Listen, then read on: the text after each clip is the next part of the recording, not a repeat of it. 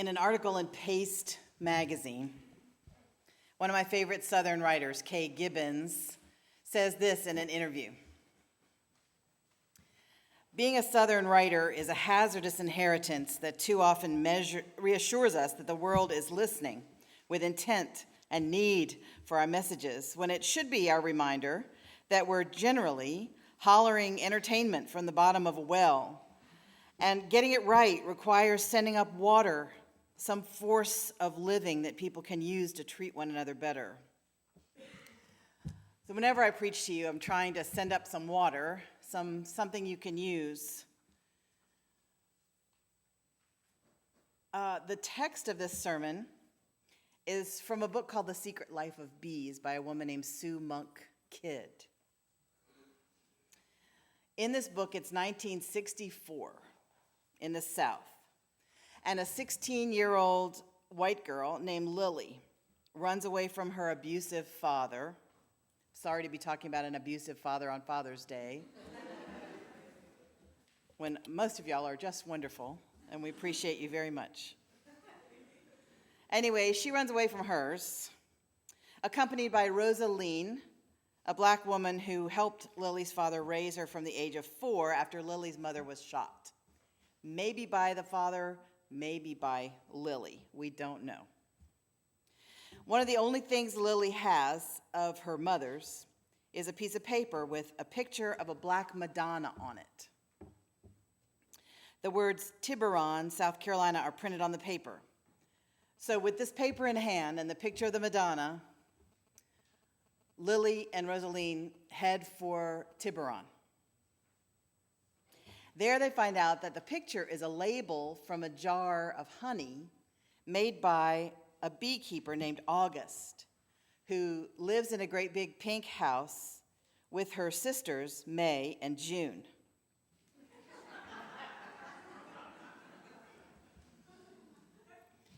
And the sisters take in the runaways.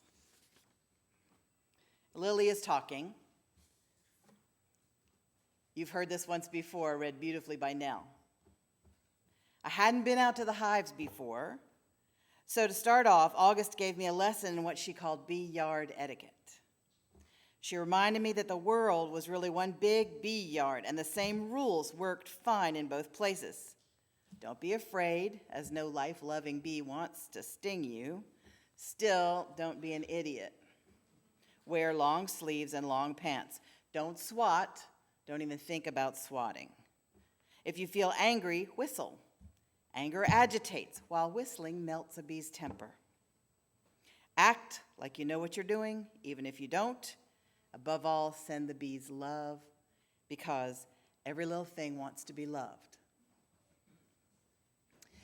I think of the church as a hive sometimes. We have all kinds of work to do to make the honey of spiritual growth, intellectual exploration, and right relationship, compassion, love, challenge, clarity, community. These things are so sweet, and they take so much work. In a hive of bees, I don't know if you know this, but everyone has a job. Wax making, honey production, the gathering of nectar, which pollinates our crops and flowers, the queen, who lays all the eggs. There are even nurse bees who tend the babies. There's a beekeeping project in the inner city of Chicago. Urban beekeeping is growing in popularity. And one visitor who wrote a magazine article about this bee project in Chicago, she wrote an article about her experience. I stood just a few feet from the hives as the young men jiggled the bees from the supers and extracted the honey.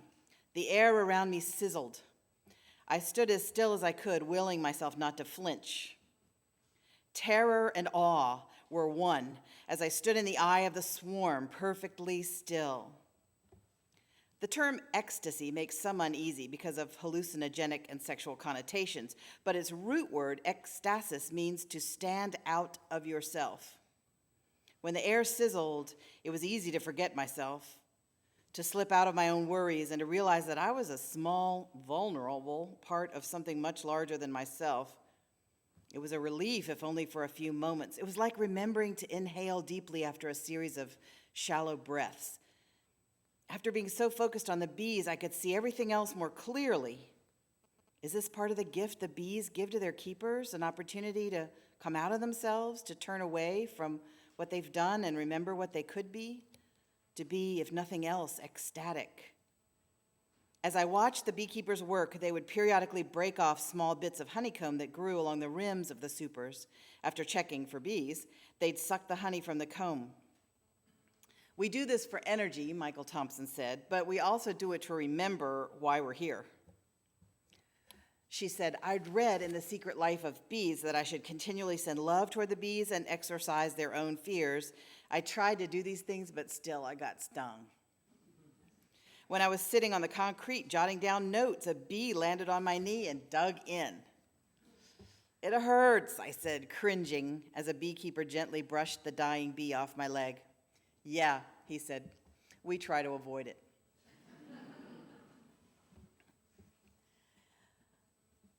No one can be in community for long without doing the work, without tasting the sweetness, without feeling the sting.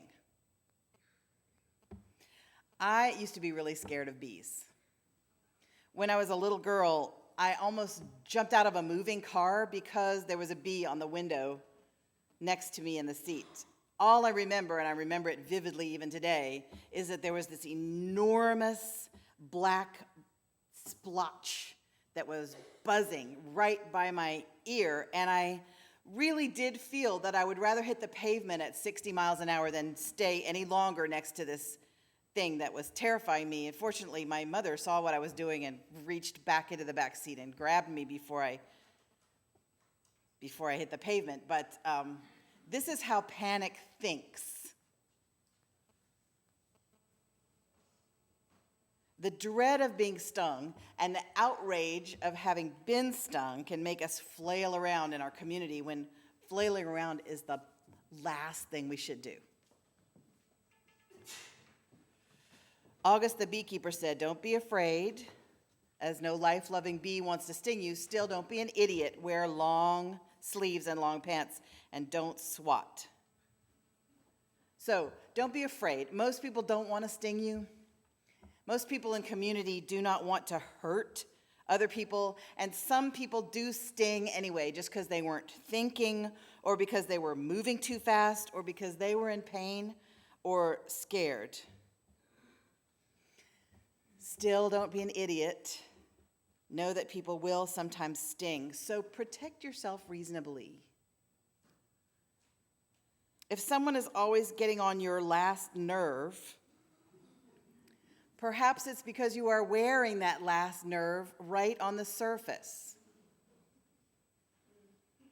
Wear long sleeves and long pants. Wear a hat. Don't swat. Some people come into a church with the most hopeful part of themselves, and they hope that it will be an experience out of the normal world. And in many ways it is. And yet we're still all human beings, and we make mistakes. At our house, we're allowed 3 mistakes a day. I don't know how many you're allowed in your house, but 3 is usually plenty, but some days it gets worse than that. I've heard people say so often, I get this kind of thing at work, I don't need it at church. I'm like, I know.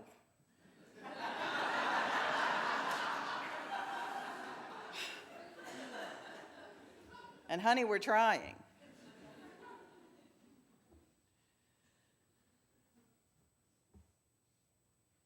Here's what I take don't swat to mean. If you're in a situation where things are getting scary, try to stand still.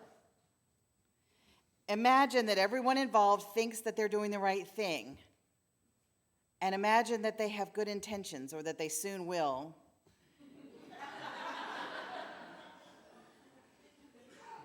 try not to strike out at one another, especially by email.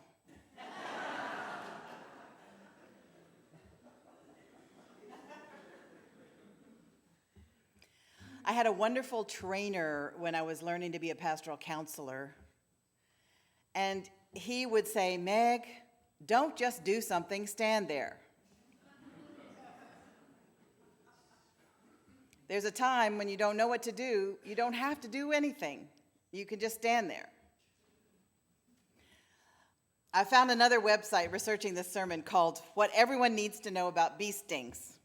And I read, bee stings are a normal part of life in the country and a normal part of working with bees. Many people enjoy bees and consider the occasional sting to be the price we pay for the pleasure of their company, for having them pollinate our food crops, and for providing us with honey.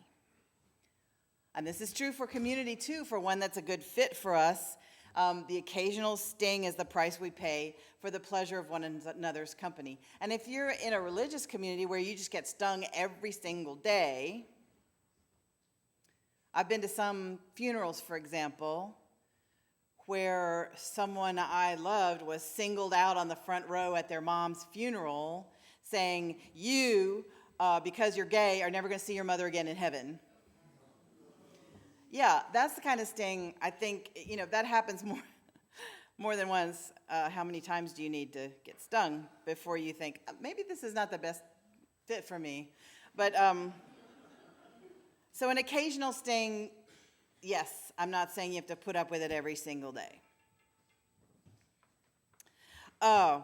Removing the stinger as quickly as possible, this website says, reduces the amount of venom injected and reduces the effects.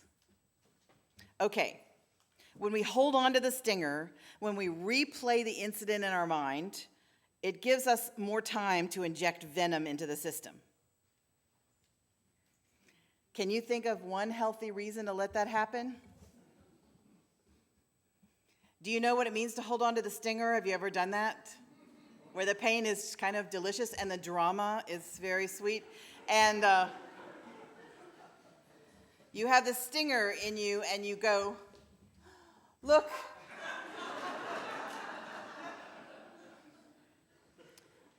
It's always very telling who you go like this to, because some of your friends are very practical and they're going to see both sides, which is such a pain.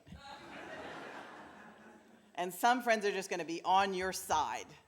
And so you go, oh, can you believe what he did? Can you believe what she said? And then I said this. And then she said this. And it's very satisfying when your friend goes, oh, no, she did not.